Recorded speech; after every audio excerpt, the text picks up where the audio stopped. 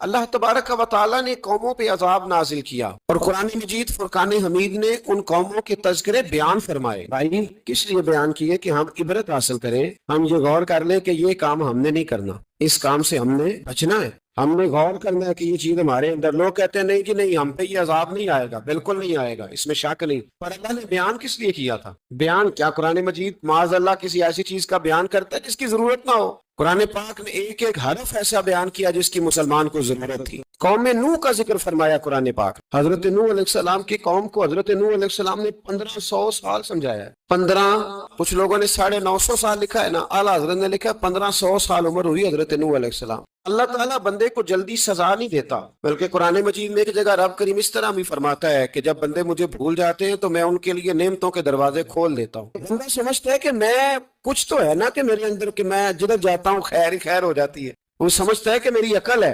حالانکہ اللہ اسے ڈھیل دیتا ہے۔ اللہ اسے ڈھیل دیتا ہے۔ گناہوں کی سزا کے 3 طریقے ہیں۔ ایک ہے متنبہ کرنا، تنبیہ کرتا ہے اللہ، بندہ متنبہ ہو جاتا ہے، یہ اللہ کا بہت بڑا احسان ہوتا ہے۔ ایک ہوتا ہے مہلت دینا، اور ایک تیسرا ہوتا ہے اللہ خفیہ تدبیر کرتا ہے۔ تھوڑا سا سمجھیے گا، انسان پر کوئی آزمائش آئی، فوراً اس کی چھٹی اس نے کہا کہ وہ فلاں جگہ غلطی کی تھی تب ایسا ہوا ہے۔ ہوتا ہے نا کئی دفعہ آواز آتی ہے نا اندر سے، چلیں بول دے کچھ نہیں ہوتا، آپ اللہ جانتا ہے یہاں کوئی کچھ نہیں کہے گا، اور ہماری تو ویڈیو بھی نہیں گھومتی، یعنی خبر بھی نہیں ہو کہ کس نے ہاں کر دی کس نے نہ کر دی۔ آپ بغیر ٹینشن کے بات چیت کریں، آج کچھ نہیں ہوتا انشاءاللہ تعالی۔ آتی ہے اندر سے آواز، میں آپ سے اس لیے ان چیزوں کی تصدیق کراتا ہوں کہ باقیوں کو بھی آتی ہے کہ نہیں، اس لیے تصدیق۔ کبھی کوئی کسی جگہ انسان پریشان ہوتا ہے تو محسوس کرتا ہے کہ وہاں مجھ سے ہوتا ہے نا جی، جس کو یہ نصیب ہو جائے بڑا خوش نصیب آدمی ہے۔ حضرت مولا علی فرماتے ہیں اگر تجھے دنیا میں سزا مل گئی تو بچ گیا ہے، سمجھ پھر اللہ کرم کرے گا، آخرت میں سزا نہیں دے گا۔ اور یہ یاد رکھ لے، وما اصابکم من مصیبت فبما کسبت ایدیکم ویعفو عن کثیر۔ اللہ فرماتا ہے دنیا میں تجھے جو بھی تکلیف پہنچتی ہے وہ تیرے ہاتھوں کے کرتوتوں کی وجہ سے پہنچتی ہے۔ ویعفو عن کثیر، فرمایا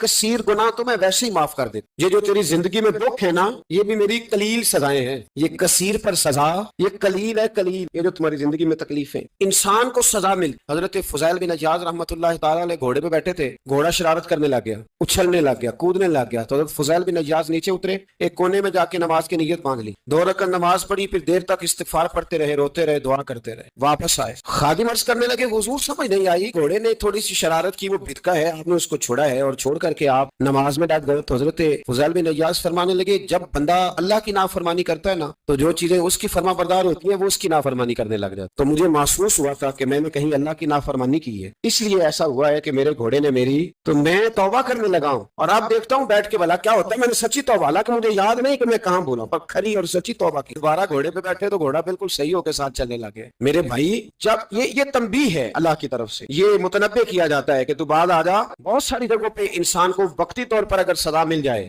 نبی پاک علیہ السلام کی خدمت میں ایک صحابی آئے، بات مضبوط کر دوں، واقعہ سنایا ہے نا، کچھ لوگ سمجھتے ہیں کہ یہ واقعہ ہے، تو میں ایک حدیث پاک امام بہقی کی لکھی ہوئی عرض کرتا ہوں۔ نبی پاک علیہ السلام کے ایک صحابی آئے اور ان کا سر پھٹا ہوا تھا، خون بہ رہا تھا۔ سرکار نے فرمایا کیا ہوا؟ عرض کی حضور ایک عورت جا رہی تھی، میری نظر پڑی، ابھی نظر پڑی ہے کہ میرے آگے ستون آ گیا تو میرے سر پہ لگ گیا ہے۔ نبی پاک صلی اللہ علیہ وسلم نے فرمایا تیرے لیے خوشخبری ہے، اگر دنیا میں تیری غلطی کی تجھے سزا ملی ہے تو پھر رب تجھے قیامت میں سزا نہیں دے گا۔ پھر اللہ قیامت میں سزا، بعض گناہ ایسے ہیں جن کی یہاں بھی سزا ملے گی اور وہاں بھی ملے، لیکن میرے بھائی پہلی بات یہ ہے کہ اللہ تعالیٰ اس غلطی کی یہی سزا دے لے، اور دعا فرمائے اللہ تبارک و تعالیٰ یہاں بھی معافی عطا فرمائے وہاں بھی معافی عطا فرمائے، اللہ تعالیٰ گزر بھی فرمائے۔ کہ میرے بھائی ایک تو یہ سزا، ایک سزا یہ ہوتی ہے کہ انسان جب گناہ کرنے لگتا ہے تو اللہ نعمتوں کے دروازے کھولتا ہے، مہلت دیتا ہے۔ 500 سال تک فرعون کو مہلت دی۔ کتنے؟ یہاں جو 5 سال حکومت کر لیتا ہے وہ کہتا ہے سب سے قابل میں ہی ہوں، مجھے مہلت بھی ملی ہوئی۔ 500 سال مہلت دی اللہ تعالیٰ، اور فرعون کی قوم پر پتہ عذاب کس طرح کے آئے تھے؟ ٹڈیاں مسلط کر دی اللہ۔ یہ گھومتی نہیں چھوٹی سی، ہم اپنی زبان میں اس کو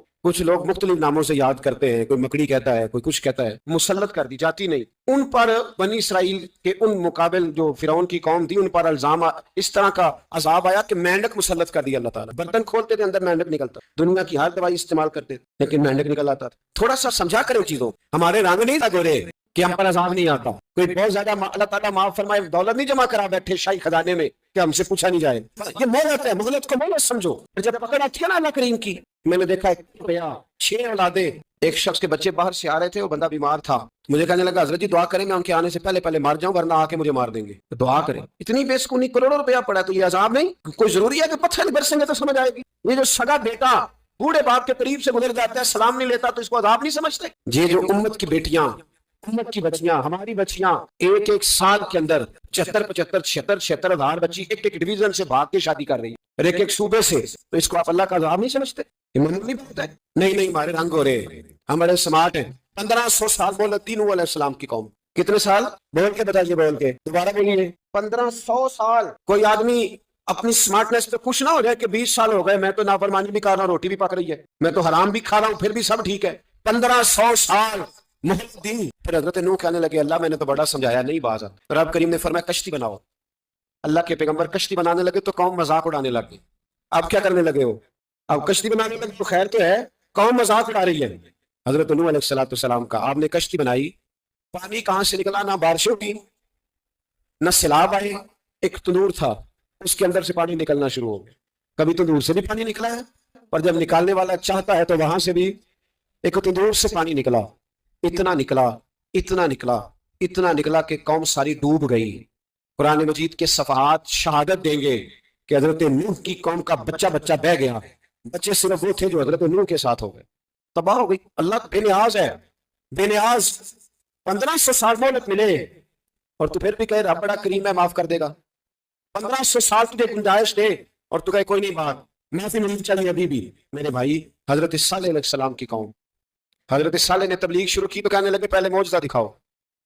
جی آج تو لوگ معجزے مانگتے آج بھی لوگ کرامتے اور معجزے.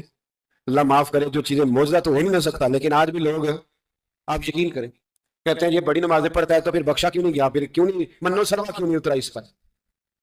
پھر میں بھی اسی طرح ہوں، کیا اس کے اندر خوبی آ رہی؟ مولوی بھی ویسے ہی ہے، صوفی بھی ویسے ہی ہے. لوگ مان نہیں رہے، ابھی بھی لوگ بحث نہیں کرتے. کیا فرق آ گیا؟ ابھی ویسے ہی ہیں سارے.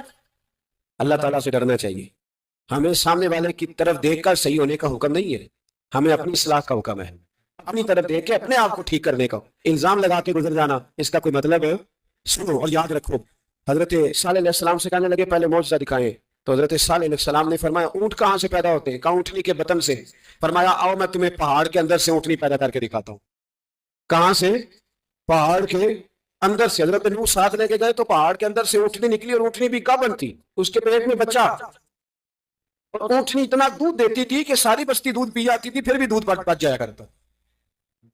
لیکن حضرت نوح علیہ السلام نے فرمایا تم نے دیکھ تو لیا یہیں سے، یہ جتنا دودھ دے گی روٹی بھی اتنی کھائے گی. ایک دن تم سارے پانی پیو گے، ایک دن یہ سارا پانی پیا کرے گی. ایک دن تم سارے باقی جانوروں کو گھاس کھلاؤ گے، ایک دن یہ اونٹنی. اونٹنی کا نام کیا؟ ناقۃ اللہ، اللہ کی اونٹنی. کس کی اونٹنی؟ نام کیا ہے؟ اللہ کی. یہ اللہ کی اونٹنی ہے. تو حضرت نوح علیہ السلام کی اونٹنی فرمایا اس کی بے ادبی نہ کرنا. باز نہیں آئے لوگ، باز نہیں آئے. کہنے لگا جی دودھ دینا تو ٹھیک ہے، پر یہ جو سارا پانی پی جاتی ہے نا یہ صحیح نہیں. یہ جو ساری گھاس کھا جاتی ہے یہ نہیں تھی. دودھ دینا تو ٹھیک ہے پر یہ نہیں صحیح. آپ نے فرمایا اسے کچھ نہ کہنا، اللہ کی اونٹنی ہے. میں کہا کرتا ہوں ان لوگوں نے ناقۃ اللہ کی بے ادبی کی. حضرت نوح علیہ السلام کی اونٹنی کی ٹانگیں کاٹ دی صالح علیہ السلام کی. اور دیکھو اللہ بڑا بے نیاز ہے، اگر پیدا کرنا جانتا ہے تو حفاظت کرنی نہیں جانتا.